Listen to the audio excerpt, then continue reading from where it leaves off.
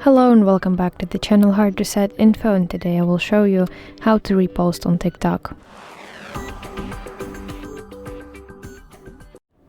So open TikTok on your device and then find whatever video that you want to repost.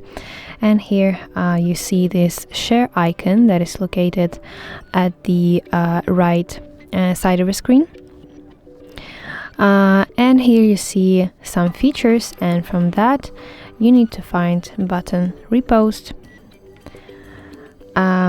Press OK, and you see that you have reposted this video.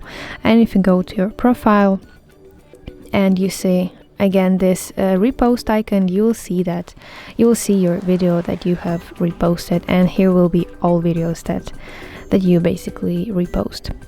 That's it. I hope you find this video helpful, and if so, please leave a thumbs up and don't forget to subscribe to our channel. See you soon. Bye bye.